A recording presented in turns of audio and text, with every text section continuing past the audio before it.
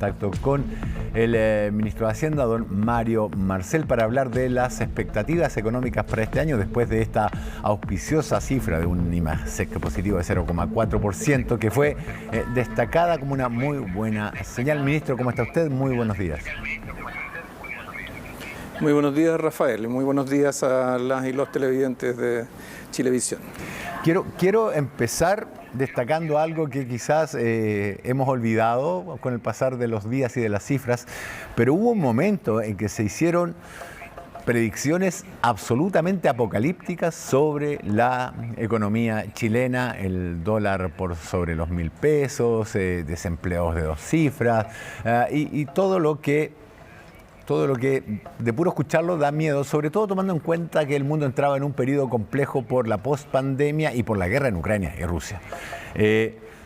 Todo parece haber quedado atrás. Me gustaría saber cuáles son las causas estructurales que hicieron que Chile se recuperara con velocidad o que se esté recuperando con velocidad, y cuáles son las causas que dependen de su cartera, que hicieron que aminoraron esta curva de caída. Sí, Rafael, mire, la verdad es que cuando comparamos con esas predicciones, yo creo que lo primero que tenemos que pensar y evaluar es que quizás esas predicciones eran demasiado pesimistas. Nosotros, por lo menos, desde comienzos del gobierno, señalamos que el 2023 no era un año que estuviera escrito en piedra, que las cosas podían ser mejor, y a medida que avanzó el año fuimos constatando que en realidad la economía no estaba teniendo un ajuste tan drástico y tan doloroso como lo que se anticipaba. Y estas cifras de ahora, bueno, simplemente van ratificando esa visión. Ahora, una cosa que quisiera destacar es que no es solamente el crecimiento de 0,4% en 12 meses, que siempre depende mucho de cuál era el dato de enero del año pasado. El punto de referencia. Sino que en la comparación con el mes anterior, la economía creció 0,5%. Y también durante diciembre también tuvimos un crecimiento positivo respecto al mes anterior. Entonces, todo eso indica que esto no es cierto una golondrina que puede o no puede hacer verano, sino que en realidad es algo más sólido que está ocurriendo. Ahora, ¿por qué ha pasado esto? Bueno, porque el ajuste de la economía se ha concentrado allí donde había el desequilibrio mayor en el año 2021, en el consumo y en particular en el consumo durable, mientras que otros componentes del consumo se han ajustado con mayor suavidad, y la inversión en particular, en lugar de caer como muchos preveían en el 2022, en realidad tuvo un pequeño crecimiento. Así que esas son las tendencias que nos han ayudado, y lo otro que ha ayudado, por supuesto, es que también los indicadores financieros han estado mejorando. Ha bajado el dólar en los últimos 4 meses de manera muy significativa, más de 200 pesos por dólar. También las tasas de interés de largo plazo han estado bajando, y eso es reflejo de menor incertidumbre en la economía chilena. En el contexto externo también las cosas han ido mejorando en el margen, pero yo diría que gran parte de la mejora que hemos tenido es fundamentalmente local. A ver, un par de cosas que me llaman la atención de lo que he dicho. El consumo durable ha sido estimulado, ha sido el que permaneció, versus el consumo, si lo puedo llamar así, más suntuario, que fue el que disminuyó. Un IMASEC de 0,4 positivo, el anterior que usted me nombraba de 0,5, es una buena noticia, pero también no pone una pausa sobre la esperada rebaja de tasas, que es fundamental para reactivar la economía. Bueno, por supuesto que el Banco Central tiene que evaluar el escenario macroeconómico, pero lo que el Banco Central evalúa no es la cifra actual o la cifra del último mes que está disponible, en este caso de enero, sino que lo que hace es proyectar escenarios de mediano plazo. La política monetaria se formula en un escenario de 24 meses, o sea, de 2 años. Y el objetivo fundamental de la política monetaria es bajar la inflación, no es bajar la actividad económica. Claro. Entonces, lo que tiene que evaluar el Banco Central ahora en la próxima reunión, que va a ir acompañada de un informe de política monetaria y una actualización de proyecciones, es cómo se ve la economía, cómo se ven las tendencias hacia el mediano plazo. Por lo tanto, puede demorarse o puede acelerarse la rebaja de tasas dependiendo de cómo ese escenario se vea. nosotros creemos que la inflación, nos parece que es claro que ya desde agosto del año pasado ya tiene una tendencia descendente, afortunadamente ha ido bajando desde el 14,1% al que llegó hasta 13,4%, 12,4% en la última medición, casi 2 puntos porcentuales completos, y creemos que eso va a continuar durante los próximos meses. Ya, o sea que esa rebaja de tasas podría empezar a considerarse después de esa fecha que usted me menciona.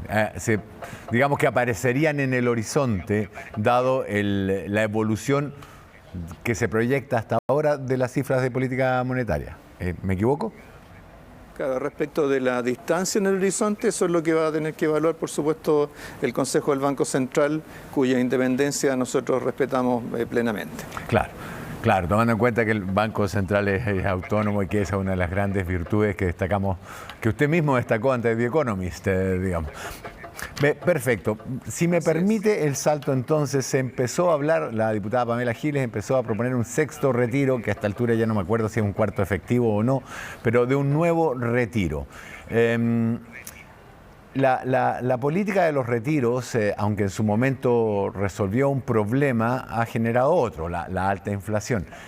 ¿Hay alguna plan desde el gobierno para enfrentar esta propuesta? ¿Se espera que el legislativo simplemente lo rechace o se busca alguna propuesta alternativa para desincentivar un nuevo retiro como se ha hecho antes?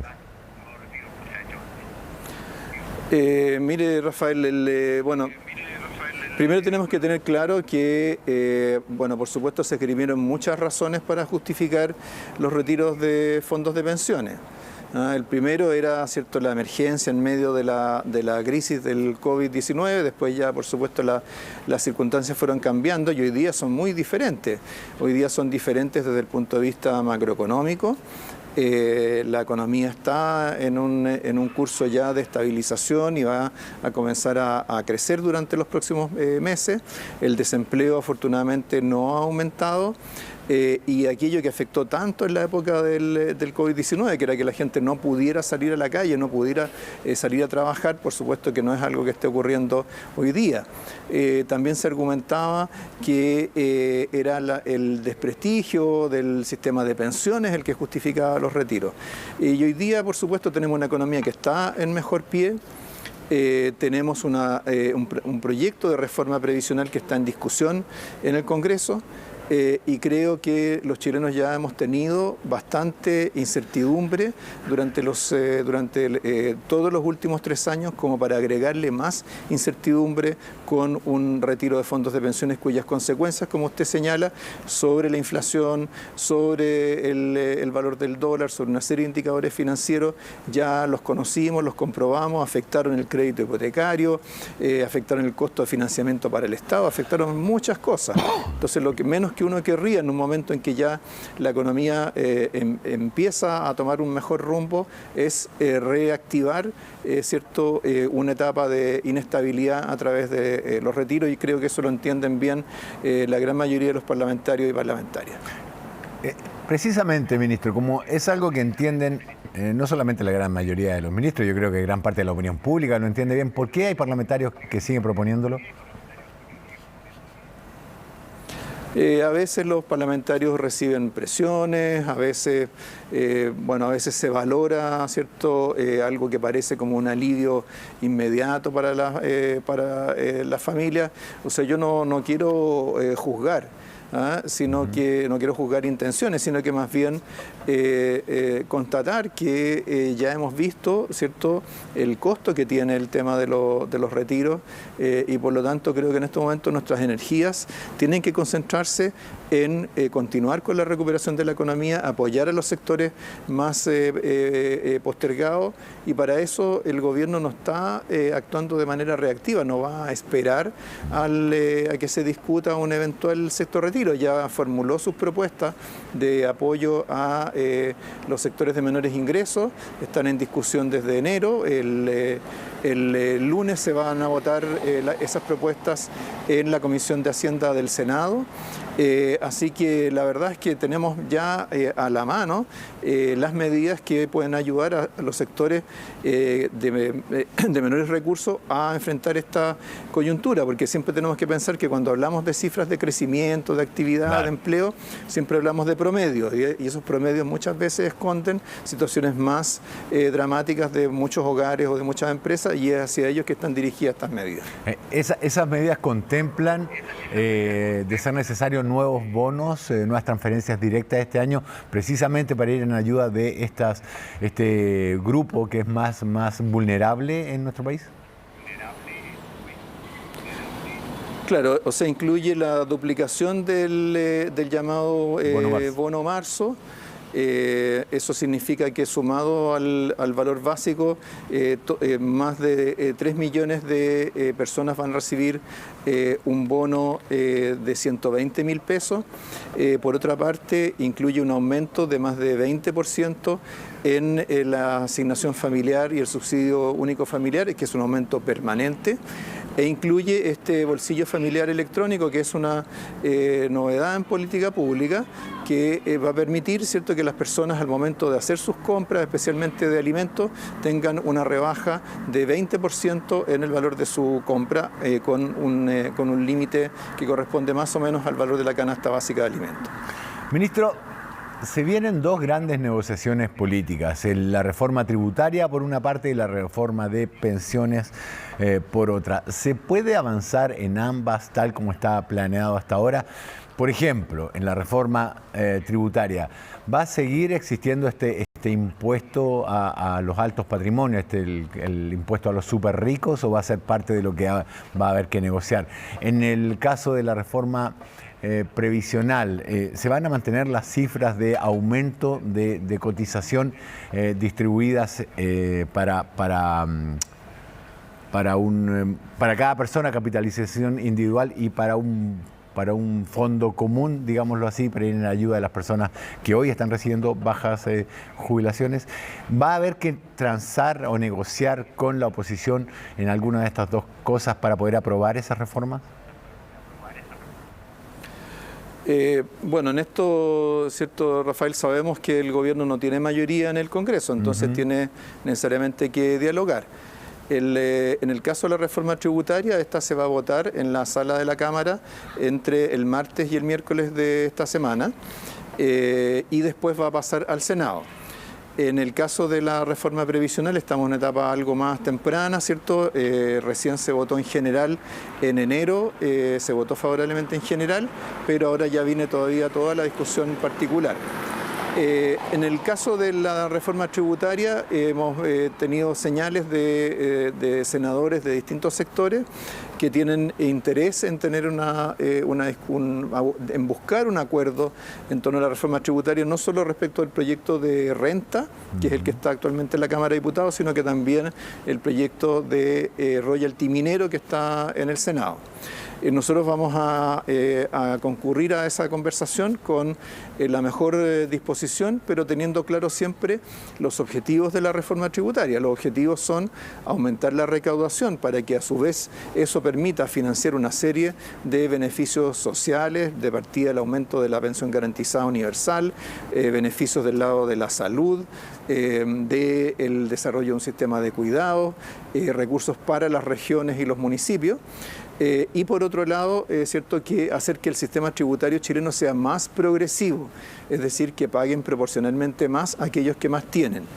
Si tenemos propuestas alternativas que nos permiten mantener las metas de recaudación o estar cerca de esas metas de recaudación que tenemos, y por otro lado mantener asegurar una mayor progresividad del sistema tributario, por supuesto que vamos a estar disponibles para conversarlas y así como lo hemos hecho, digamos, hasta ahora en la tramitación de la reforma tributaria. Nosotros, en el caso de la Cámara de Diputados, durante la discusión en la Comisión de Hacienda, se introdujeron 40 indicaciones, varias de ellas cambiaron aspectos importantes del proyecto, así que voluntad de diálogo y flexibilidad el Ejecutivo, por supuesto, la ha mostrado y la va a seguir mostrando en lo que queda de la tramitación de esta reforma. ¿Y se mantiene esta cotización extra del 6% del administrador previsional autónomo, o también se podría dar cambios en esa propuesta?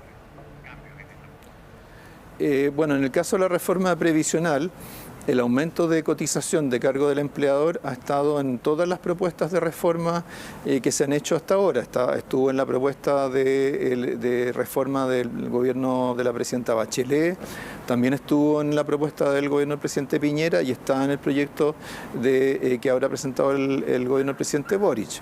Así que yo creo que eso es algo que de todas maneras uno podría estar seguro que va a formar parte de esta reforma. Y más bien lo que se discute es cómo administrar y cómo esa mayor cotización va a contribuir a mejorar las pensiones de los futuros pensionados, claro.